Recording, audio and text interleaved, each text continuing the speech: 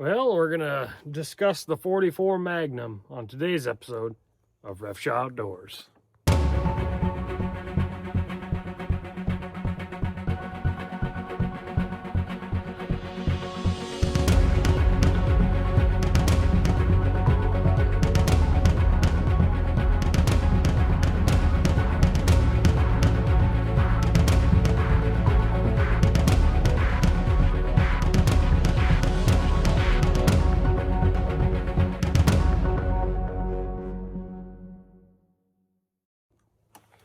Well, howdy folks. Welcome back to Ref Shop Outdoors. Now today we're going to talk about the quintessential backcountry bear defense sidearm. I, of course, am talking about the 44 Magnum. For many, many years, the 44 Magnum was considered like the sidearm to have in brown bear country. Even in interior Alaska, the 44 was considered your go-to bear backup pistol. Then as time kind of went on, the 454 Casull started getting more popular, the 460 Smith & Wesson, the 500 Smith & Wesson, and of course the 500 line bar, the 475 line bar. Freedom Arms came out with a bunch more, but what was kind of considered the gold standard was the 44 Magnum. And today, a lot of people would consider it to be bare minimum, pun intended. So, whether that's true or not is up for debate. A lot of people don't like shooting the 44 Magnum because it is loud and it kicks hard. Personally, I don't think it's that bad, but something that I want to discuss is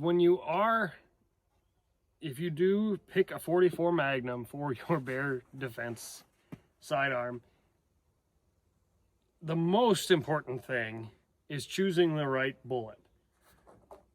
Do not take 200 grain XTP hollow points and think that's going to stop a bear. A hollow point from a pistol cartridge. Now, I know in a rifle we tend to, a hollow point dumps energy extremely quickly. Well, a rifle cartridge is moving quite a bit faster. With a pistol cartridge, especially for like a lot of your lower end power level, it's more to prevent over penetration in like your 9mm, 10mm, 45, stuff like that. That's a defensive round against two-legged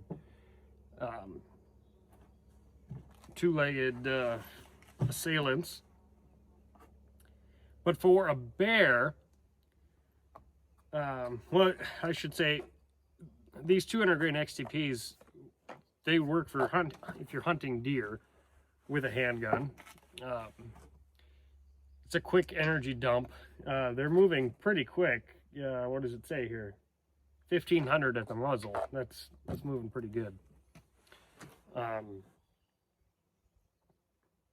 close distance, soft tissue it destroys quickly, but when you are in a bear attack scenario, you want penetration, not necessarily energy transfer, which is why you want to go with something such as this buffalo bore.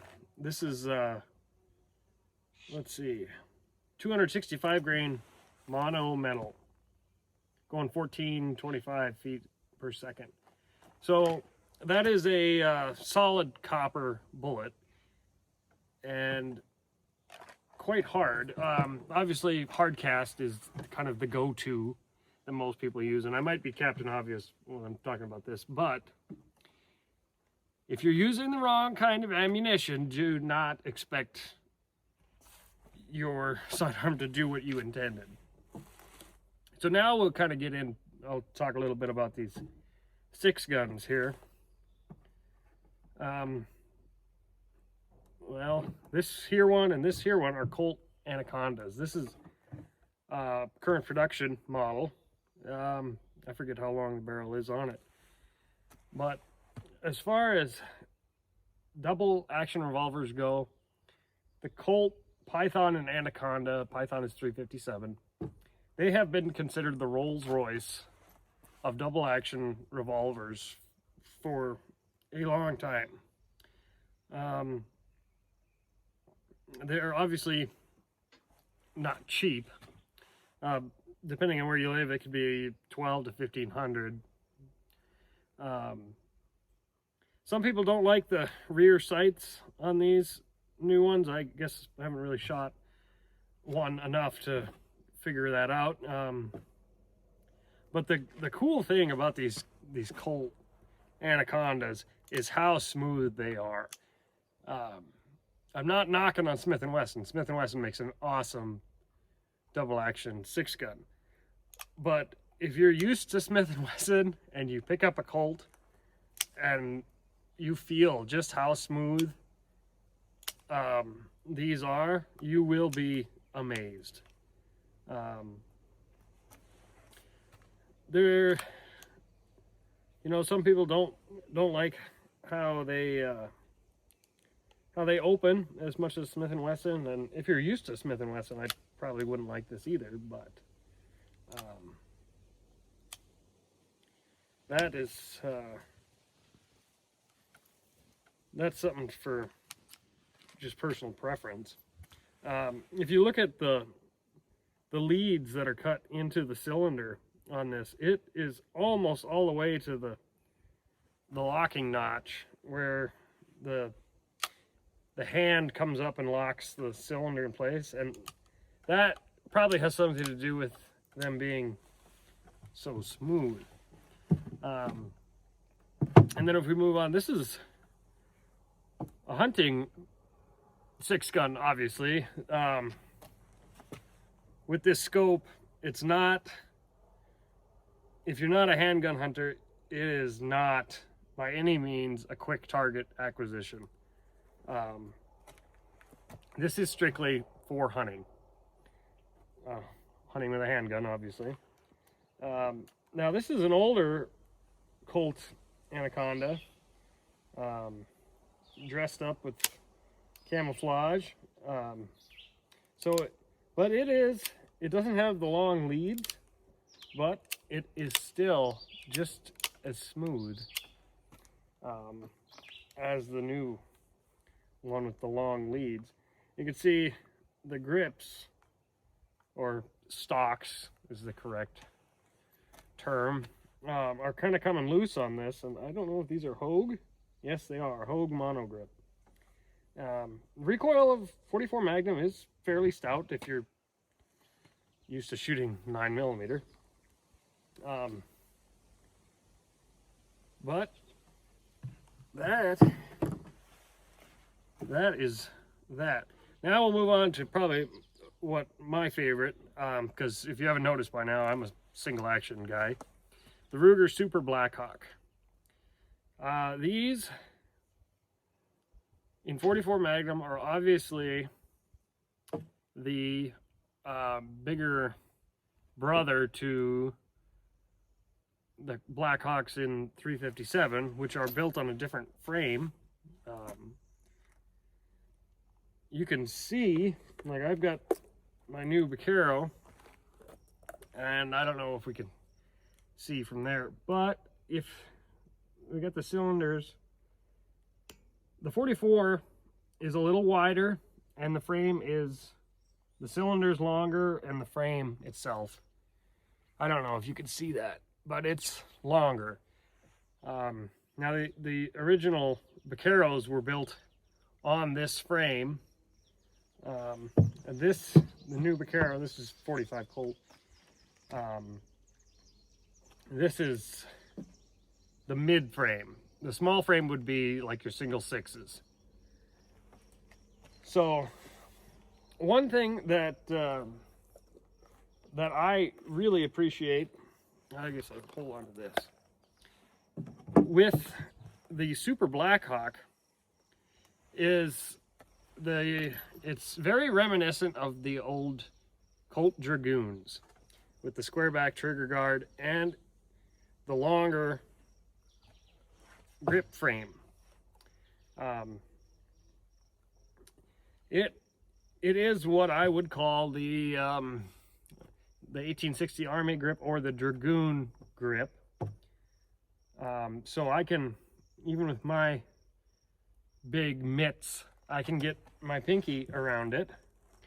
All right, we had a little technical difficulty there, but what I was saying, with the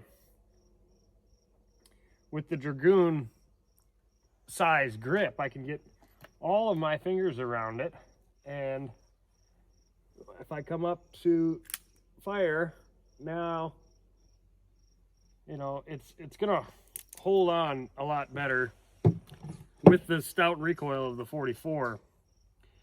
The new Vaquero, on the other hand, has what I call the Navy grip, the 1851 Navy, where my pinky has to be underneath, and with these heavy hand loads that I shoot, it does bite you in the palm. I guess I could show, I don't know if you're going to be able to see this, but just the extra length on the Super Blackhawk compared to the new Vaquero. So, well, I was going to say, some people do not like the square back trigger guard. It whacks your knuckles. With full power buffalo bore, I guess we'll find out. But you know, that is something that some people would, they still make the Super Blackhawk with the square back trigger guard, and some people absolutely hate it. Some people don't mind it so much. Like I said, it is made very reminiscent of the old Dragoons. But with that, I guess I'll go ahead, take a few shots at the gong, and I'll be right back. All right, so I'm back, and we're gonna take a couple shots with this Colt Anaconda. I want to say that's a 6-inch barrel. This is for a carry pistol, would be probably a little on the heavy side, but it really ain't that heavy. So I wouldn't really worry about weight too much. And if you wanted to double it as a hunting handgun, with the longer sight radius is quite nice for accuracy. One thing I forgot to tell you, for Smith & Wesson 6-gun fans will notice if they go pick up a Colt Anaconda or Python, is that the cylinder rotates clockwise. If you're looking at it from the back, it rotates clockwise, whereas the Smith & Wessons rotate counterclockwise. It's just something to point out, I think. But now I'm not loaded up with buffalo bore. These are Hornady 200 grain FTX or whatever, a hollow point, kind of a hunting bullet for deer and stuff like that. But just to see, you know, how, for accuracy wise, we're just gonna go ahead and take a few shots. So this is 44 Magnum. Well, whacked the the gong right on the first, and you saw me flinch, so hit it again. This is very accurate. Oh, missed that one. So that was 3. We'll take a couple one-handed, like if it ended double action, as if there was a bear.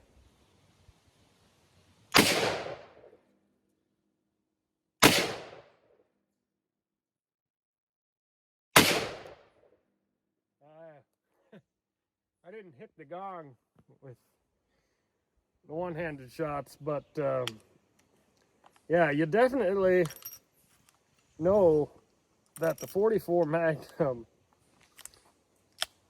is not a 45 Colt.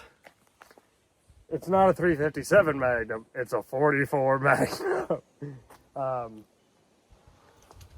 was gonna say, I gotta save this brass now. Brass is something you always want to save.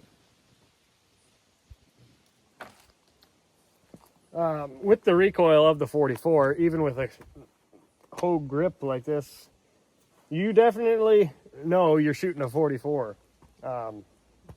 It definitely, you can feel a little bit of bite all the way along here. So that was that one. Now we'll take a couple shots here with,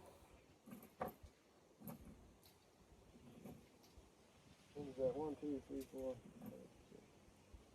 With the Super Blackhawk. And like I said,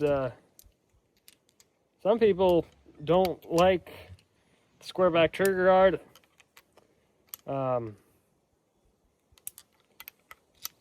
I guess it is what it is. But with the longer grip frame, I missed that one.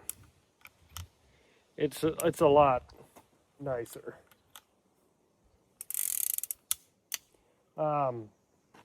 This is a ported barrel, so this thing is loud. So I really should have muffs and plugs, but as far as a carry pistol, this isn't too bad, really. A lot of people don't like, I think that's a 7.5 inch barrel or 8 inch. A lot of people don't like that for a wilderness sidearm.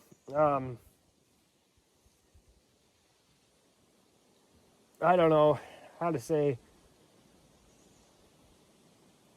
It's not, I don't know. For me, I've never really cared all that much because I carried I think it's a 6 inch Heritage 22 for a long time and tied down to my leg, of course. And when you're on horseback all the time, it's different. But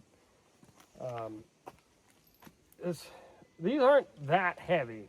They're a little slower to get into action. Obviously, if you got a chest holster or something, it's going to be a little slower, but that's no problem. So we're going to go ahead and start shoot. Whoa! Yeah, whacked the gong off again. I don't know how many times I've done that. And I like shooting that gong for accuracy reasons, so I'm going to go ahead and put it back up. Okay, I'm back now, and yeah, the 44, it hits that gong pretty good, but we'll go ahead, take another shot. Missed that one. Missed again. I think I got one. No, I got 2 left. Geez, I'm missing a lot now. Missed a lot there. I think I hit the first one and missed every other one, but for the, as far as the the square back trigger guard whacking your knuckles, it's not really that bad. And if you probably just saw me do it, I actually had my pinky under the grip at first instead of holding on to all of it. Habit, I guess. But you do know this is, you're shooting a 44 and not a 45 Colt or something. So anyway, yeah, these are good rugged pistols, and they're a lot of fun. They're nice. I would definitely pick this as a choice to carry anywhere I was afraid of running into bears, black, brown, grizzly, polar, you know, wolves, mountain lions, wild pigs. I don't have anything else to really worry about. Probably not, but yeah, that's what we got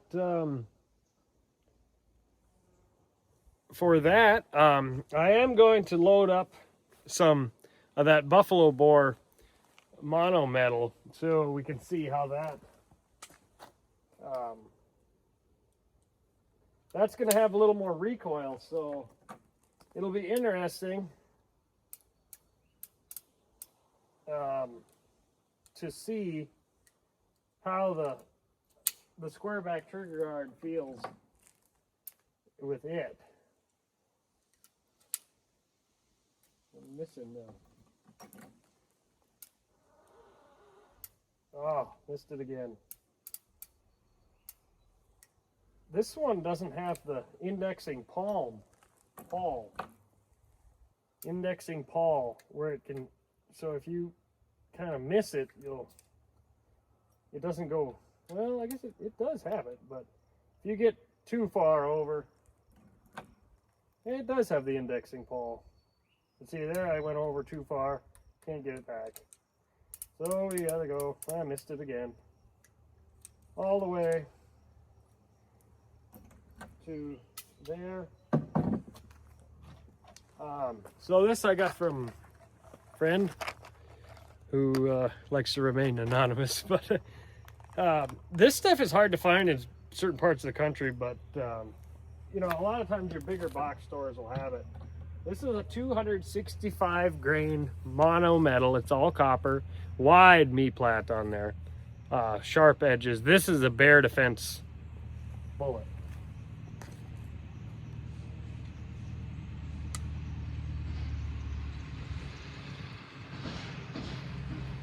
So, well, we got a visitor.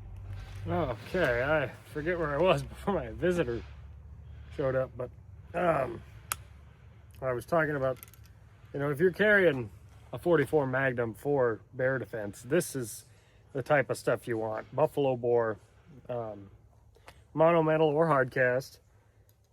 They do make, Buffalo boar does make a plus P44 mag that you can't shoot in certain 6 guns like the Smith & Wesson 629, the Model 29. 629 is just stainless steel, but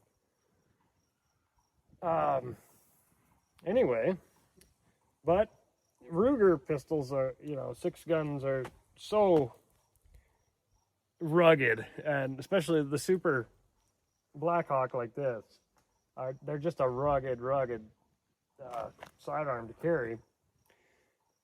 So we're going to shoot these buffalo boar, and we'll see if that square back trigger guard gives me any trouble.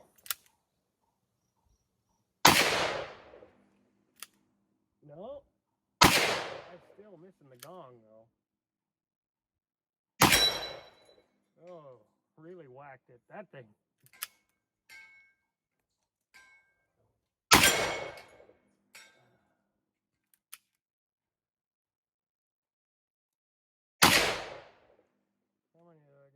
here, just one. Yeah, she whacked her good there.